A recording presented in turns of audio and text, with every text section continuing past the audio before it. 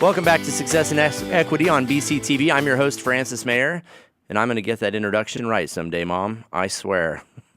Today we're having a little fun on the show, and we're taking a dive into the land of make-believe with BC Theater. The spring show has been announced, and it will be Jane Austen's Sense and Sensibility, and it's a timely play, even though it comes from another era. And you're forced to go to another area, aren't you, Shelby? Yes. Shelby McLean. Shelby, what high school did you go to? I went to Foothill High School. Okay. And did your parents go to college? Did they go to BC or university or anything? I think my dad went to BC for a few semesters. Okay, but you're the first person who's on path to graduate with a theater degree, right? Yes. Well, besides my brothers and sisters, but yes. Oh, you have brothers and sisters who've gone to college? Are they actors or actresses? One of them, yes. Really? Wow. And in theater as well? Is that how you got into it? Sort of. Not really. It's an inspiration, but it's not how it started. How did it start? Being at Foothill, I took a drama class with Patrick Power, and he kind of doesn't let you just slide by if you have talent. He kind of forces you to do things. So, and then I realized that I loved it at the same time. So while being forced and not wanting to do it, he kind of like pushed the talent out of me. Like, you have this. Why are you hiding from it? And so then it started. And why would you hide from a talent like acting? I don't know. I think I was just a little shy at the time. It really forces you to come out of your shell, and when you're in your shell, you don't really want to do that. You don't want to stand up and be in the spotlight, but he forced me, and now I'm really not shy of being in the spotlight anymore. Right, and when people say, well, if you're going to get a theater degree, what sort of good is that going to do you in life? Exactly. How many times have you been in a group situation where no one could speak up? But the theater major will speak up. They'll be like, hey, this sucks. We're all leaving. Yes. This is a timeshare sales pitch. It's not what we thought it day. was. Let's leave, right? But a lot of times people are just crippled by fear of being an outlier, of standing out. And in theater, that's what you're doing. Yeah. You are standing out. I encourage people that even if you don't want to be a theater major or you don't want to be in shows or anything like that, I encourage people to take a theater class because it really helps you to talk and just get used to talking in situations like that. And if you don't take it, you're not going to have those set of skills. Do you find that you can put yourself into a character in an everyday situation to kind of be stronger than you are? Actually, yeah, I do find myself doing that. If I'm, like, here right now, for instance, Yeah. I'm trying to be like, oh, this is totally normal. Yes. Right. No, I understand the feeling, but inside you can be screaming. Yeah, no, I get that. But there is sort of a self-hypnosis involved, isn't there, in Yes. getting into a character? And how do you go from being a gal who graduated from Foothill High School in the San Joaquin Valley to morphing into this Regency-era female in Sense and Sensibility? What was that process like for you?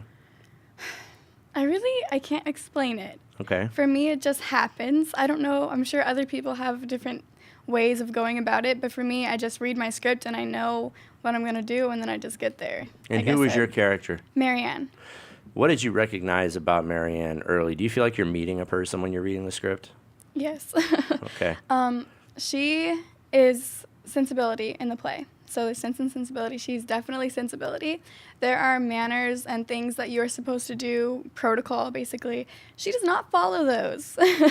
She is out there. She does her own thing. And, well, her sister. So you're the wild one. Yes, definitely. Okay. As wild as you can be. In those times, yes. Yeah. I'm going to show you my ankle. Yes, Right? she does. Yeah. Okay. All right. Very good. And so in those days, she was as roguish as one could be then. Okay. But that comes with a price, doesn't it? Yeah.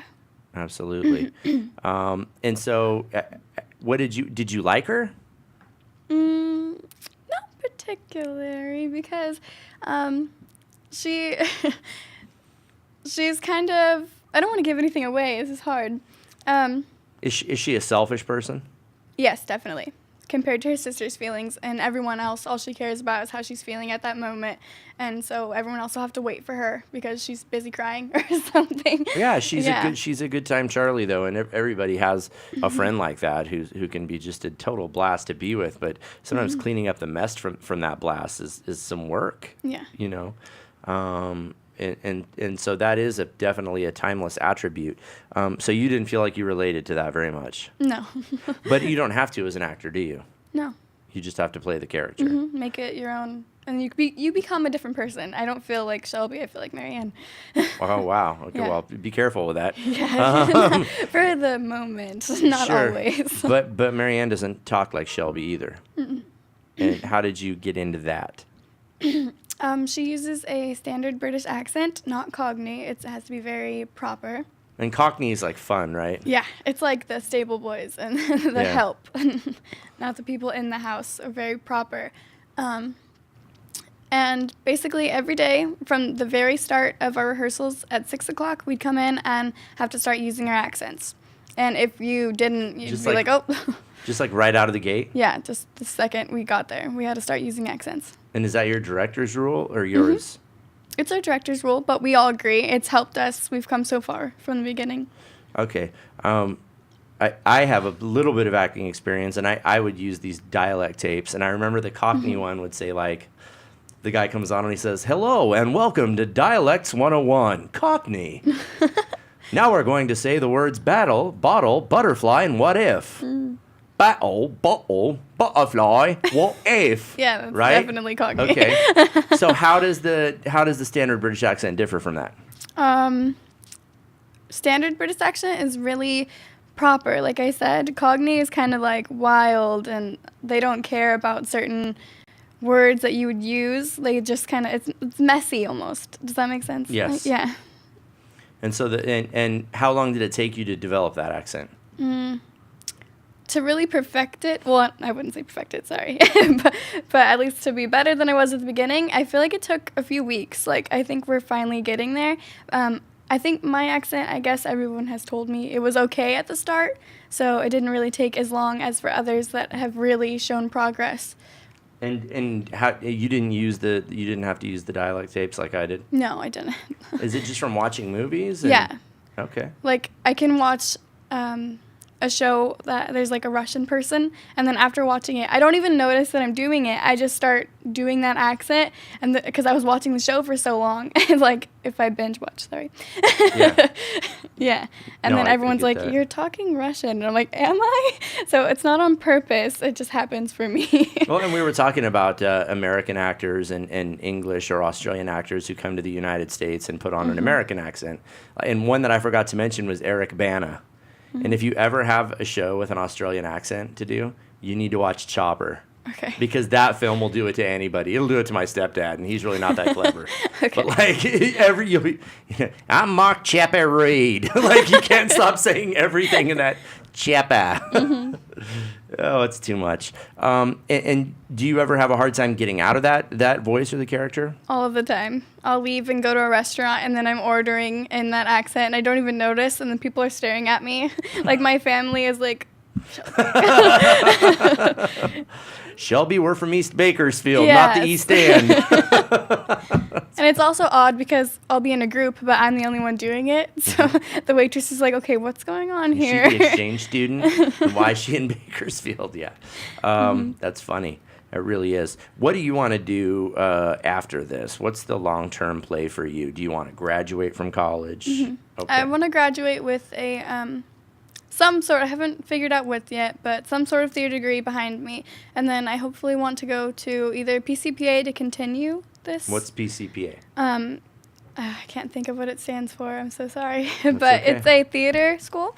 It's solely based on theater. Like right now, Bakersfield College has everything. It offers so much. We really do have everything. For PCPA, it's just theater, so I get to really focus. I don't have to take other classes at the same time. I'm going to guess and say that it's the Pacific Center for Performing Arts. Yes, thank you. That's it. Ted, did I get that? It is. You owe me $20. All right, we're good. Okay. And it's in Santa Maria, I believe.